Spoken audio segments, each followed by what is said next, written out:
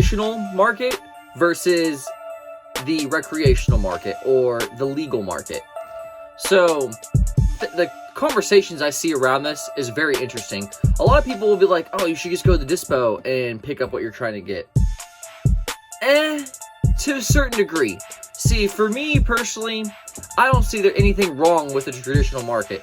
Now, if you're going to Hobo Joe down the road that's buying some Mylars from the smoke shop, filling it up with whatever pound he got, and saying it's like some extremely good exotic, you're kind of taking a 50-50 chance of that being super good or kind of mid-tier. Now, with the recreational market or the legal market, the problem with that is it's going to be really, really hard for you to find small batch craft cannabis.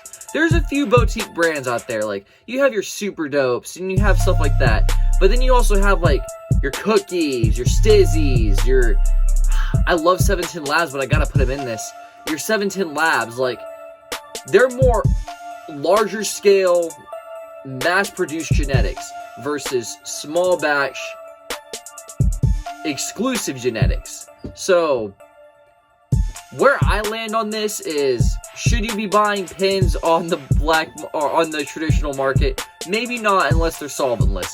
I wouldn't go and spend any outrageous money on a distillate pin.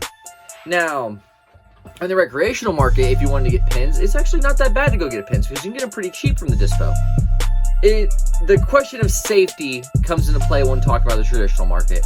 Now, I haven't really had any bad experiences, but there have been random weed epidemics, if you want to put it that way, while I've been smoking.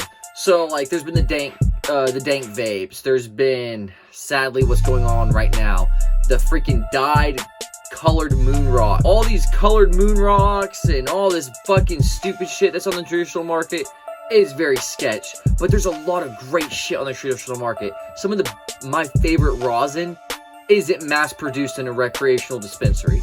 Just being blatantly truthful. There is good dispensary brand rosin, and I'm not going to say you can't find any. Like, you got your Calias, you got your 710 Labs.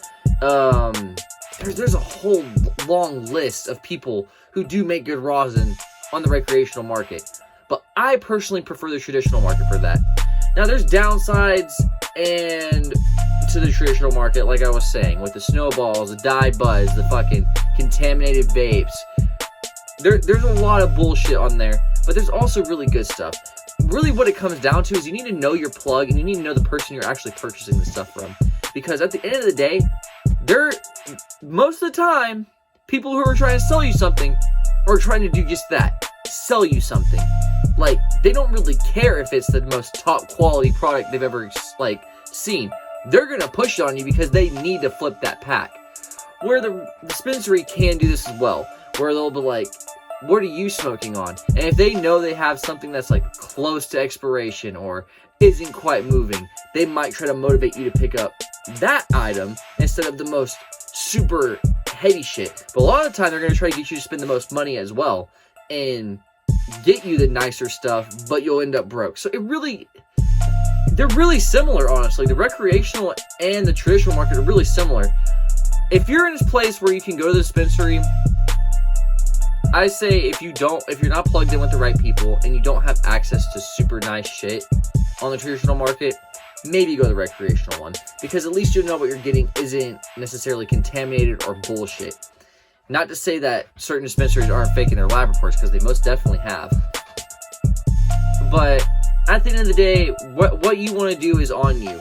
If you like the traditional, stick with that. If you have a homeboy that's plugged in, you're tapped in, stay tapped in with your people. You'll always be rewarded for that.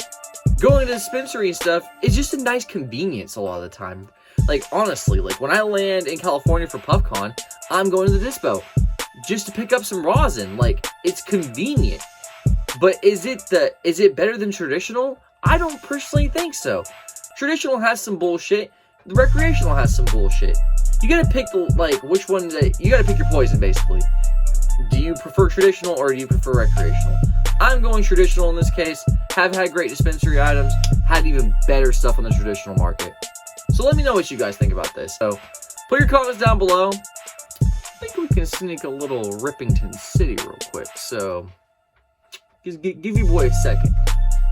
I don't want to show you it because YouTube has been busting my balls with the age restrictions, guys. I can't take it. So if you're a loyal Dabbing Cabin subscriber, please share my videos, leave a like, and leave a comment. You guys don't have any idea how much that fucking helps. It helps so much. By the way, if you're gonna be at PuffCon, please come and hang out. I will fucking glob you the fuck up. Swear.